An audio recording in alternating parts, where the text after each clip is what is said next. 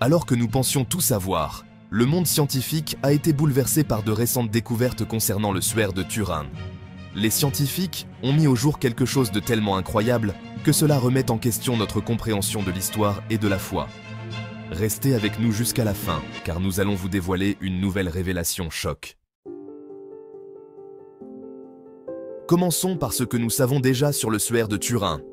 En 1988, une datation au carbone 14 a contredit de nombreuses preuves qui suggéraient l'authenticité du suaire. Les résultats indiquaient que le lin datait de 1260 à 1390 après Jésus-Christ, ce qui semblait remettre en question son authenticité. Cependant, de nouvelles preuves irréfutables apparaissent aujourd'hui et ne peuvent être ignorées.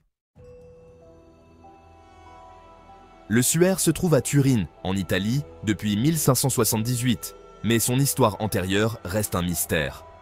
La légende raconte qu'il est apparu pour la première fois en 1350 en France, sous la garde de Geoffroy de Charny, veuf de Jeanne de Bourgogne.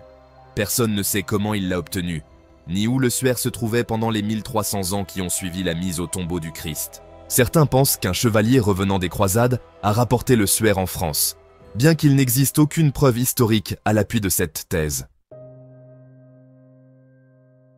Le suaire de Turin fascine les croyants du monde entier, qui le considèrent comme le saint suaire funéraire de Jésus-Christ. Les taches rougeâtres-brunâtres sur le tissu correspondent aux blessures décrites dans le Nouveau Testament, qui ont été infligées à Jésus lors de sa crucifixion, y compris la blessure de la lance sur le côté droit. Les experts médicaux s'accordent à dire que l'image est anatomiquement parfaite. Isabelle Pixot, une experte de renommée mondiale en dessin, estime que le suaire est la représentation anatomique la plus précise d'un homme jamais réalisée. Qu'est-ce qui rend le suaire si fascinant? Les recherches ne se sont pas arrêtées à la datation au carbone 14. De nouvelles preuves suggèrent que l'image sur le suaire a été créée par une mystérieuse explosion de lumière ou de rayonnement électromagnétique. Le tissu était enroulé autour d'un véritable corps qui s'est dématérialisé sans perturber les taches de sang, ce qui n'a pu se produire que par la résurrection, selon les évangiles. Qu'en est-il du test au carbone 14 de 1988? Il s'avère que les résultats étaient erronés. Il a fallu beaucoup de temps pour que les données brutes de ce test soient rendues publiques, et des recherches historiques suggèrent maintenant que le lin pourrait dater du 1er siècle. Les méthodes de datation modernes ont également confirmé cette incroyable révélation, indiquant que le suaire pourrait effectivement dater de l'époque de Jésus-Christ. Les scientifiques souhaitent effectuer une nouvelle série de datations au carbone 14, mais il y a un problème.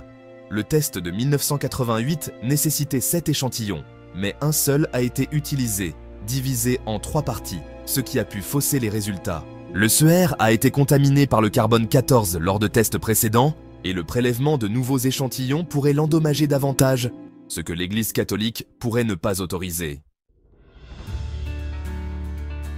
Heureusement, il existe des méthodes non destructives, comme la diffusion des rayons X aux grands angles, qui ont confirmé que le suaire datait du 1er siècle.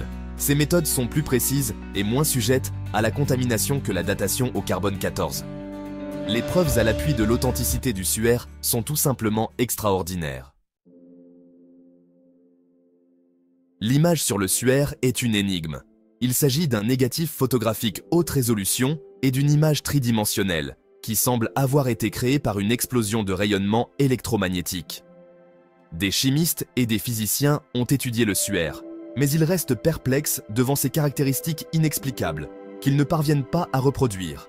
Cette image témoigne d'un événement profond, peut-être surnaturel, la résurrection de Jésus-Christ. Des traces microscopiques de terres rares et de pollen trouvés sur le suaire proviennent de Jérusalem et n'existent qu'à cet endroit. De plus, le sang sur le tissu contenait des niveaux élevés de bilirubine, une substance chimique produite par l'organisme lorsqu'il subit une torture extrême. Toutes les preuves convergent vers une seule et même conclusion. La résurrection de Jésus-Christ a bien eu lieu et le suaire en est un témoignage irréfutable.